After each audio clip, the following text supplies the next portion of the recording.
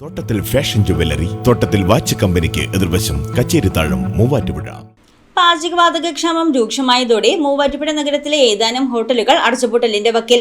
പലയിടങ്ങളിലും വാണിജ്യ സിലിണ്ടറുകൾ കിട്ടാതെ വരുന്നതോടെ ഹോട്ടൽ മേഖല പൂർണ്ണമായും സ്തംഭിക്കുന്ന സ്ഥിതിയാണ് നിലവിൽ. ഇറാൻ-ഇസ്രായേൽ യുദ്ധത്തെ തുടർന്ന് ഗാർഹികേതര പാചകവാതകക്ഷാമം രൂക്ഷമായത് ഹോട്ടൽ വ്യവസായത്തിന് ഇരട്ടിടിയായി. പ്രതിസന്ധി രൂക്ഷമായതോടെ മൂവാറ്റുപുഴ നഗരത്തിലെ ഏതാനും ഹോട്ടലുകൾ അടച്ചുപൂട്ടലിന്റെ വക്കിലാണ്. പാചകവാതകത്തിന്റെ ലഭ്യത കുറഞ്ഞെങ്കിലും കിട്ടുന്നതനുസരിച്ച് തുറന്ന് പ്രവർത്തിപ്പിക്കാനാണ് ഹോട്ടൽ ഉടമകളുടെ തീരുമാനം. കേരള ഹോട്ടൽ ആൻഡ് റെസ്റ്റോറന്റ് പ്രതിനിധികളുമായി ഓയിൽ കമ്പനികൾ ചേർന്ന് നടത്തിയ യോഗത്തിൽ നടപടിയെടുക്കാമെന്ന് പറഞ്ഞെങ്കിലും ഇതുവരെയും നടപടിയെടുത്തിട്ടില്ലെന്നും പെട്ടെന്ന് തിരിച്ചുപോക്ക് സാധ്യമല്ല. ഹോട്ടൽ വ്യവസായത്തെ പിടിച്ചു നിർത്താൻ വേണ്ട നടപടികൾ ഉണ്ടാവണമെന്നും ഇനിയും പരിഹാരം കാണാൻ കഴിഞ്ഞില്ലെങ്കിൽ നഗരത്തിൽ ഹോട്ടലുകൾ പൂർണ്ണമായും അടച്ചിടേണ്ട സാഹചര്യം ഉണ്ടാകുമെന്നും Kerala hotel and restaurant association സംസ്ഥാന കമ്മിറ്റി അംഗം MP ഷിജു പറഞ്ഞു. ഏതാണ്ട് ഒരു 60% ഹോട്ടലുകളും പൂട്ടിയിട്ടിരിക്കുകയാണ്. വളരെ ചുരുക്കം ഹോട്ടലുകൾ ടൗൺ ബേസ് ചെയ്തിട്ടുള്ള ഏതാനും ഹോട്ടലുകൾ മാത്രമാണ് പ്രവർത്തിക്കുന്നുള്ളൂ.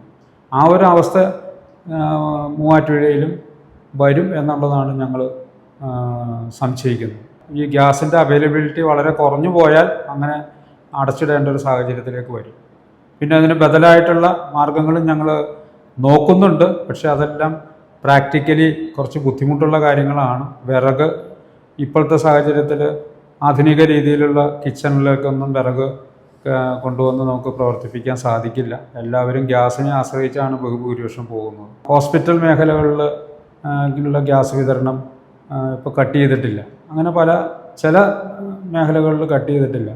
ആഹാര മേഖല എന്നുള്ള നിലയിൽ ജനങ്ങൾ വീട്ടിൽ നിന്ന് പുറത്തിറങ്ങിയാൽ എപ്പോഴും ആശ്രയിക്കുന്ന ഹോട്ടലുകളിലും അല്ലെങ്കിൽ ജീവൻ നിലനിർത്താനായിട്ട് ആഹാരവും വെള്ളവും വേണം എന്നുള്ളൊരു യാഥാർത്ഥ്യം മനസ്സിലാക്കിക്കൊണ്ട് ഈ ഹോസ്പിറ്റലുകാർക്കുള്ള ആനുകൂല്യം ഈ ഹോട്ടൽ ബേക്കറി ഉടമകൾക്ക് നൽകേണ്ടതായിട്ടുണ്ട്.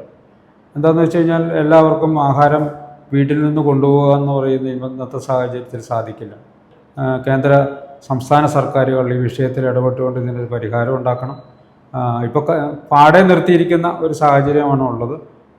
അതിനകത്ത് നിയന്ത്രണം വരുത്തിക്കൊണ്ട് ഒരാഴ്ചയിൽ ഏതെങ്കിലും 2-3 ദിവസങ്ങളിൽ മാത്രമായിട്ട് ചുരുക്കിക്കൊണ്ടോ ഈ പ്രതിസന്ധി തീരുന്നത് വരെ. പ്രതിസന്ധി എന്ന് പറയുന്നത് പെട്ടെന്ന് ഇനി തീരാനുള്ള സാധ്യതയും വളരെ കുറവാണ്. യുദ്ധം അവസാനിച്ചാൽ പോലും ഇതൊരു പഴയ രീതിയിലേക്ക് തിരിച്ചു വരുന്നുണ്ടെങ്കിൽ അതിൻ്റെതായ താമസം വരാൻ സാധ്യതയുണ്ട്. ക്രൂഡ് ഓയിൽ ക്ഷാമം ഉണ്ടായതോടെ പാചകവാതക വില വർദ്ധിപ്പിച്ചു. ഇതിന് പിന്നാലെ നിയന്ത്രണവും കൊണ്ടുവന്നതോടെ പ്രതിസന്ധി രൂക്ഷമാകുകയായിരുന്നു. ഗാർഹിക പാചകവാതകത്തിന് 60 രൂപയും വാണിജ്യാവശ്യത്തിനുള്ളവയ്ക്ക് 115 രൂപയുമാണ് കൂട്ടിയത്. 3 മാസത്തിനുള്ളിൽ 215 രൂപയുടെ വർധനവുണ്ടായി. നഗരത്തിൽ ഹോട്ടൽ ഭക്ഷണത്തിനെ ആശ്രയിച്ച് കഴിയുന്നവർക്കാണ് ഇതുമൂലം കൂടുതൽ വെല്ലുവിളി നേരിടുന്നത്.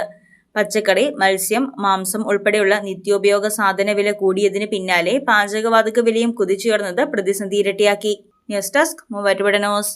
സ്വർണം വിൽക്കുവാൻ ഏറ്റവും നല്ലത് നമ്മുടെ അച്ചയൻസ് തന്നെ. കേരളത്തിലെ നമ്പർ 1 ഗോൾഡ് ബയേഴ്സ് അല്ലേ അച്ചയൻസ് ഗോൾഡ്. എപ്പോഴും അച്ചയൻസ് ഗോൾഡിൽ 1-ാം വിലയിൽ സ്വർണം വിൽക്കാം. അത് നേരാ. അച്ചയൻസ് ഗോൾഡ് ആകുമ്പോൾ വിശ്വസ്തതയുടെയും കൃത്യതയുടെയും കാര്യത്തിൽ വിശ്വസിക്കാം. വിൽക്കുന്ന സ്വർണത്തിന് കൂടിയ വില കിട്ടും. എല്ലാ ഇടപാടുകൾക്കും സമ്മാനങ്ങളും ഉണ്ട്. അച്ചയൻസ് ഗോൾഡ് 20 വർഷത്തെ പാരമ്പര്യം, 26 ഷോറൂമുകൾ. കോൾ 8590046916.